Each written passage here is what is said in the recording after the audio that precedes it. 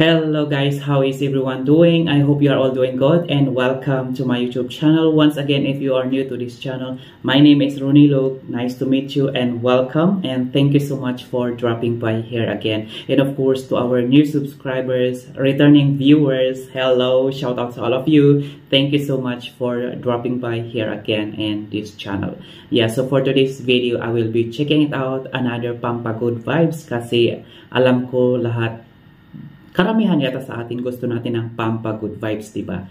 So, yeah, tara na, samahan nyo ulit ako at panoorin natin na naman itong palabas ng dalawang ito na si BMAX TV at si Borloloy. At syempre, meron na naman silang palabas na nakakatawa at samahan nyo ulit ako at panoorin natin ito. Pero bago tayo magsimula, pag hindi ka pa nakasubscribe sa channel na ito, pakipindot na rin yung subscribe button down below at huwag din kalimutan pindutin yung bell button down below para naman ma-notify kayo every time na mag-upload ako ng bagong videos. Yeah, so maraming salamat sa inyong lahat. Yeah, so let's get started. So it says here 100% matatawa talaga kayo nito. Yan sa kanilang palabas. Pero ang nakikita ko sa kanilang thumbnail is uling. So parang may pa-challenge yata silang dalawa kung sino ang matatalo, lalagyan ng uling yung mukha. Yan, yun ang pagkakaalam ko ha. Yan, so tamahan nyo ako at let's go. Okay guys, so let's get started. So in 3, 2, 1, let's go. Oh, sabi ko na nga, ito yung parang uling challenge. Ayan, ito yung parang kanila intro. Okay. Magandang challenge to. Lagayan ng uling. Okay. Okay, trial muna sila.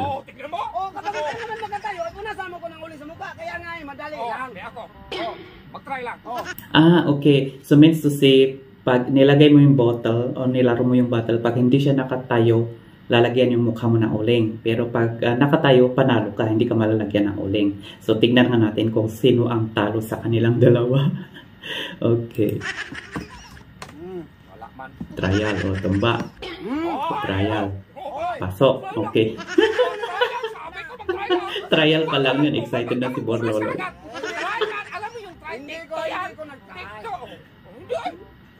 Take 2, okay. Why take 2 daw? Excited maglagay ng uling sa mukha. Okay. Tumba. Tumba. Ang daya. Okay, okay.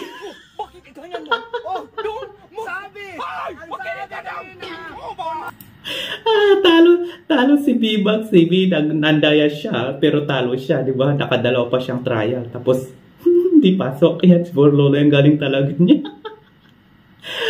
Nakauling na agad, pero nagre-reklamo si BMAX, bakit ganyan ang pagkalagay. Pero hindi naman ata pinaliwanag kung paano maglagay ng uling sa mukha, yung buong kamay ba o yung ganito lang.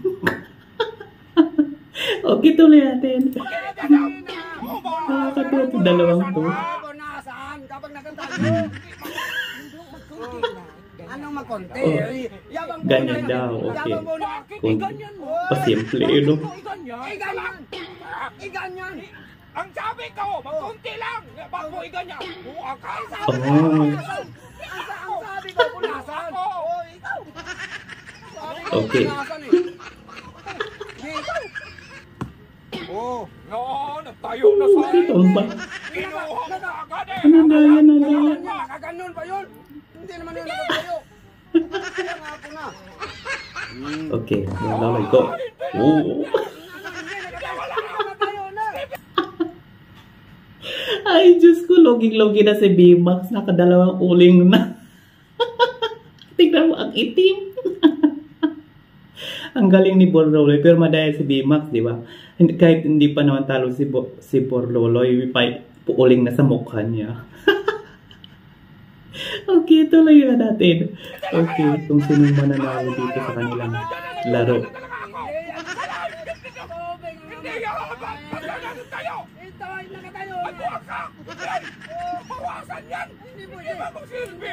Bakit nabawas na yung tubig?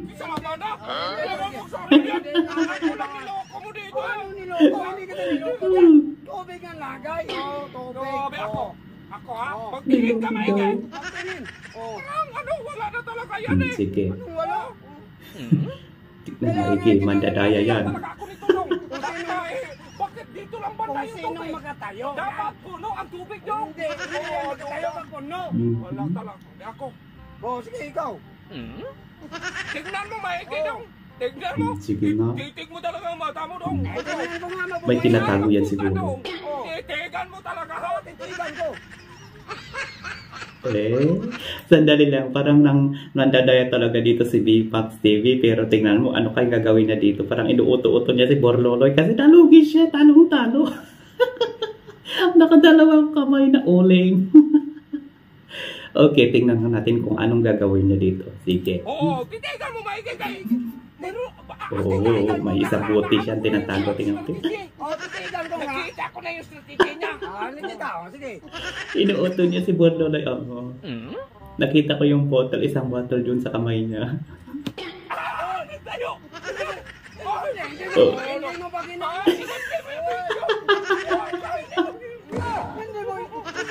Nandaya talaga si BMAX. Grabe yung uling na yan, kaldero. Itim-itim. Oh, grabe. Nakakatawa yung larong ito. Pero parang naalala ko din yung nung bata kami, parang yung laro ng ganito. Ang saya din ng laro niya.